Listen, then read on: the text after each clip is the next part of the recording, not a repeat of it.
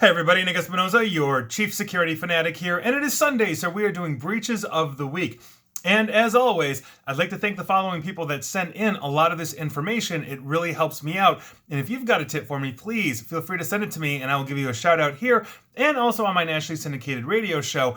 And those people would be Jason Dance, Chris Fellon, Greta Schmidt, Barrett Peterson, and Jacqueline Wolf. Thanks again. No time to lose. Let's dive right in and start with GoDaddy. That's right, the massive web hosting provider GoDaddy. On November 22nd, they disclosed a massive data breach impacting over 1.2 million of their customers. Now, multiple brands that resell GoDaddy's managed WordPress were also impacted. So, on top of GoDaddy, those impacted were TSO Host, Media Temple, 123reg, Domain Factory, Heart Internet, and Host Europe. Now, in documents filed with the U.S. Securities and Exchange Commission, GoDaddy said that it discovered the breach on November 17th after noticing suspicious activity on its managed WordPress hosting environment.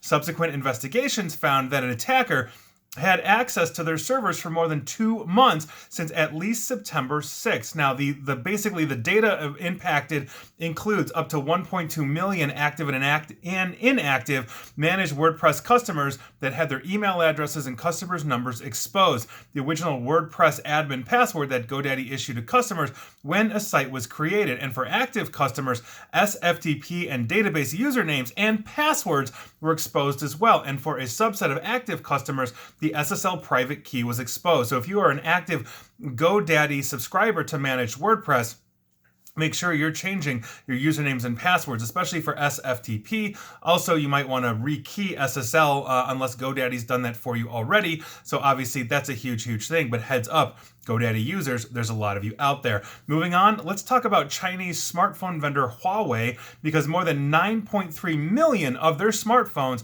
are infected with Cynos malware. Now, Huawei has temporarily removed 190 Android games from its official App Gallery app store. Huawei has its own app store outside of Google Play after they received a report from Russian security firm Dr. Web that basically these apps contained an overly aggressive monetization library that was collecting extensive details from users' devices. According to the investigation, the malicious Cynos library has been observed basically collecting extensive information from devices where its parent apps were installed, and the information it was getting are things like phone numbers, geolocation data, Wi-Fi network details, mobile network parameters and identifiers, hardware, phone hardware, and software specifications as well. So if you have a Huawei phone, you may actually be infected right now because there are 9.3 million of you out there. You might want to check in with Huawei, and you can also get your Android a virus scanner. I highly recommend you do that. Moving on, let's talk about IKEA. And as of November 26th, when it was reported, IKEA is battling an ongoing cyber attack where threat actors are targeting employees in internal phishing attacks using stolen reply chain emails. Now, a reply chain email attack is when threat actors steal legitimate corporate email and then reply to them with links to malicious documents that install malware on the recipient's device. As the supply chain emails are legitimate emails from a company, and they're commonly sent from compromised email accounts and internal servers, recipients typically trust the email and they're more likely to open these malicious documents. Meaning, if you don't have internal, let's say, filtering as one employee is sending to another person in your ecosystem, odds are you're letting infections proliferate. Now, IKEA's IT teams were warning employees that these reply chain emails contain links with 7 digits at the end and shared example emails across their employee population. In addition, employees were told not to open the emails regardless of who sent them. Obviously, if they're coming internal, they could be anyone from the employed janitor up to the CEO, and also to report them to the IT department ASAP. So apparently IKEA is where both relationships and data privacy go to die. Heads up, IKEA employees. Moving on, let's talk about Hewlett-Packard Enterprise, or HPE. They confirmed that a small amount of customer data was compromised in a data breach involving its subsidiary, Aruba Networks. You may know them from their wireless access points as well as other products. Now, the incident HPE says was discovered on November 2nd and involved the use of an access key to gain unauthorized access to, and I quote, a limited subset of information held in the Aruba Central Cloud environment. 2 data repositories were compromised in the incident, one containing network telemetry data on Wi-Fi customer devices connected to most Aruba Central customer networks, and another storing location data about Wi-Fi devices, such as details on devices being in proximity to other devices. So if you are an Aruba customer and you use their managed Aruba Central, you might want to check in with HPE or Aruba. Moving on, let's talk about True Health New Mexico. The personally identifiable information of more than 62,000 U.S. citizens may have been compromised by them. In a recent security alert, the company said an authorized third-party gained access to the organization's IT systems in early October. Now, affected data might be policyholders' names, dates of birth, home address, email address, insurance information, medical information, and unfortunately, social security numbers as well. An entry in the HIPAA breach portal indicates that more than 62,000 New Mexico residents, New Mexicans, I believe that's what you call yourselves in the state, are being alerted to this incident. So heads up if you're a New Mexican and you use True Health New Mexico. Moving on, let's talk about maritime giant Swire Pacific Offshore. They announced a data breach after they fell victim to a cyber attack. Now, they're basically headquartered in Singapore, and they said in a press release that they had suffered, quote, unauthorized access to its IT systems.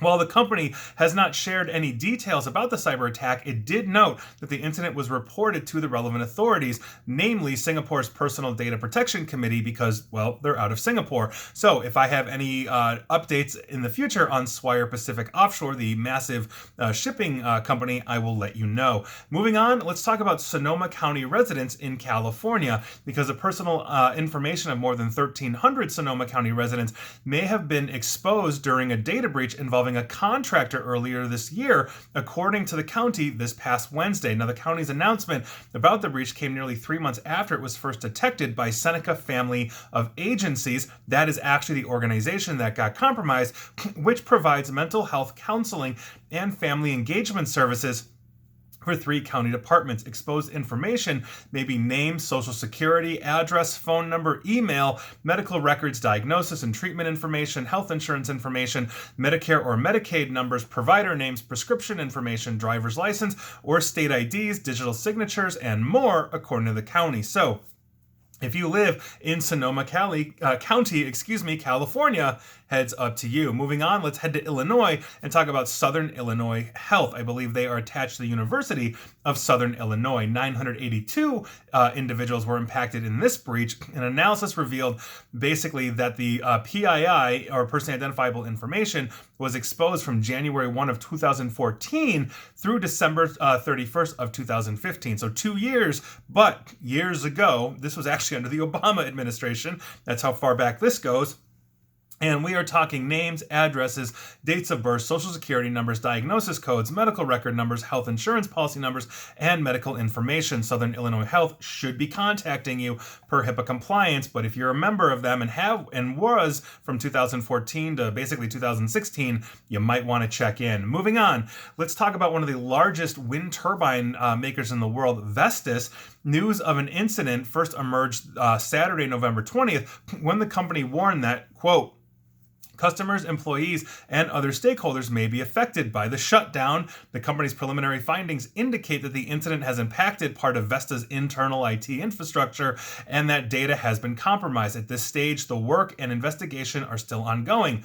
That's all I know. Could be ransomware, could be email compromise, not sure, but wind turbine giant Vestas has been compromised. If you have anything to do with them, heads up to you. Moving on, let's head to the Great White North and Alberta, Canada. The COVID-19 vaccine records website of Alberta, Canada was supposed to release a new version of a QR code. However, it was taken down by the government after discovering a potential data breach. The government is still investigating the technical problem they found on their vaccine website, and the Alberta government went on to clarify that the incident is not due to a, quote, security breach of the system. On top of that, the government said that the website will be back online once the technical issue on the website has been resolved. I'm guessing maybe they found a vulnerability. Hopefully, that vulnerability was not exploited, and hopefully they are correct. They actually have not had a data breach. Moving on. Let's head on over to Dorset Council in the United Kingdom. A suspected data breach at Dorset Council is basically being investigated by the Information or Commissioner's Office in the UK. This was discovered in September. We don't have any details just yet, but heads up to you, anybody in Dorset County, or excuse me, Dorset Council in the UK, you might be a victim of some kind. Moving on. Let's talk about Punjab National Bank, and this is actually an interesting one. PNB is what they go by. They denied claims made in a cybersecurity firm's report that the personal data of the bank's millions of customers was breached due to a loophole in their system. Now, according to this report by cybersecurity firm CyberX9, a vulnerability in a server of PNB allegedly exposed the personal and financial information of about 180 million customers for about 7 months. Now, CyberX9 claimed that the vulnerability provided access to the entire digital banking system of PNB with administrative control. The bank has confirmed that they had a glitch, but they denied any exposure of critical data due to vulnerability, and they put 4 points out that basically say, here's why we know we're not hit. The last point being that they are basically confirmed on ISO 27001 risk controls, but again, vulnerability management is part of that. You can be in compliance and still miss something, so I don't know. We'll see what happens, but I'm going to watch that one because they are strenuously denying that 180 million of their customers have been hit. That will be a massive breach if it's true. Moving on, let's head back to Canada and talk about the province of Ontario. Suspects from Ottawa and Montreal areas, one of whom worked at a government vaccination call center, were arrested this past Tuesday in connection basically with an investigation into a security breach of Ontario's COVID-19 immunization system. Now, the province's cybercrime team said that it started an investigation into a possible data breach on November 17 when the Ontario government flagged reports from the public about spam texts received after residents booked COVID-19 vax appointments or downloaded vaccination certificates. On Monday, basically the Ontario police executed search warrants in Ottawa as well as Quebec with the help of the Quebec law enforcement. Now, the police said that they seized several computers and electronic devices. The Ontario government says that residents should still be confident in the province's booking portal. Despite the arrest, official opposition in Ontario has criticized Premier Doug Ford's government for failing to notify the public. So heads up to you if you're in Ontario. The government saying your COVID-19 site is safe. The opposition doesn't think so much. We'll see what happens there. Moving on, let's talk about Mahan Air. This is an airline out of Iran. I think it's the largest airline in Iran, if I remember correctly. They announced a cybersecurity incident that has resulted in its website going offline and potential data loss. As the firm announced on Twitter, dealing with attacks is nothing out of the ordinary for them. So even though some damage has been done, their flight schedules have not been affected. As such, even though people can't access Mahan's website, all international and domestic flights were running as usual without changes or delays, according to Mahan Airlines. Now, moreover, the company claims that the attack has been thwarted successfully, downplaying the significance. We will see what happens, but if you've been on Mahan Air in the last week or so, I'd love to hear if you are on time or not. I think that would be interesting. And finally, and we have a couple of finalies for you. The first one we're going to be talking about is Samsung, but not really Samsung. This was interesting, and I think this is something that we all have to start to really be worried about as these kinds of things proliferate. And we are talking about North Korean state-sponsored hackers posing as Samsung recruiters. They sent fake job offers to employees at South Korean security companies that sell anti-malware software, and that's according to Google, basically in the first edition of their new Threat Horizons report. Quote, the emails included a PDF allegedly claiming to be of a job description for a role at Samsung. However, the PDFs were malformed and did not open in a standard PDF reader. That's according to Google.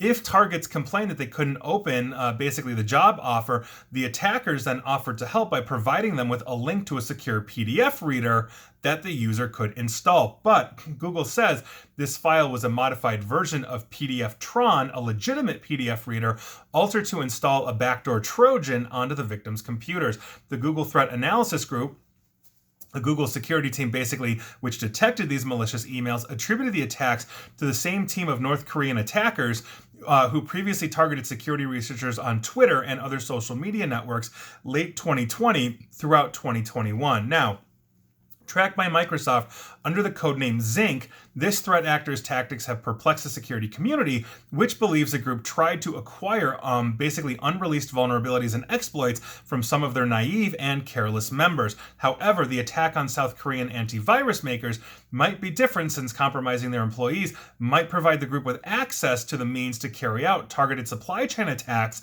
against South Korean organizations where those companies' anti-malware software might be running. In other words, they're trying to get into the anti-malware. Maybe they can update the anti-malware that a lot of South Korean companies are running so it won't detect their specific infections, and then they can go to work on actual South Korean, corporations. So there you go, a new threat coming out of North Korea. Moving on, and the other finally we have to talk about is Israel.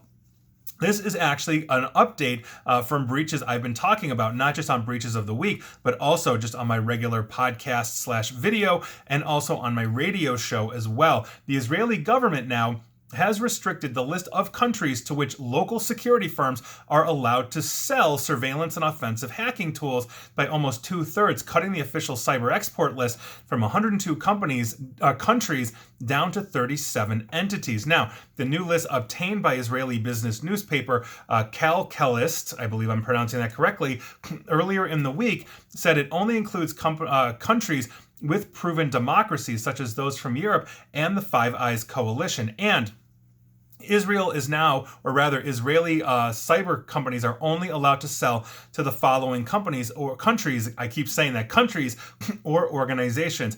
And I'm going to crank out this list real quick because I think it's interesting. See who's missing here if you're thinking about it. And to start from A to Z, Australia, Austria, Belgium, Bulgaria, Canada, Croatia, Cyprus, Czech Republic, Denmark, Estonia, Finland, France, Germany, Greece, Iceland, India, Ireland, Italy, Japan, Latvia, Liechtenstein, Lithuania, Luxembourg, Malta, New Zealand, Norway, Portugal, Romania, Slovakia, Slovenia, South Korea, Spain, Sweden, Switzerland, the Netherlands, the UK, and the United States of America. The list noticeably, if you didn't catch it, removes autocratic regimes, many in the Middle East, that were buying these tools.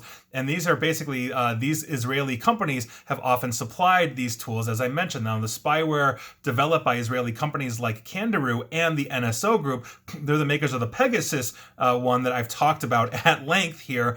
They've been linked in recent years to human rights abuses and violations in tens of countries where these tools have been used by local governments to spy on reporters, activists, dissidents, Nobel Peace Prize winners, and political rivals as well. So Israel basically responding to this, and I've read another report that the NSO Group is essentially out of business. That was a non-survivable event when they found out that basically autocratic regimes were buying their Pegasus malware to basically get these through zero-click infections into iPhones, and then monitoring world leaders, monitoring dissidents, and everything else. It was basically a massive human rights violation that has now finally been corrected. So if you don't live in any one of those countries that I just knocked out, you don't get access to offensive tools from Israeli companies, and everybody knows the Israelis make some really good cyber offensive tools. So those were your breaches of the week. Were you affected? Let me know. And please like, share, follow me here on Facebook and Twitter at NickAESP. And please feel free to subscribe to me at YouTube as well. And as always, stay safe, stay online, and please stay private. Thanks, everyone.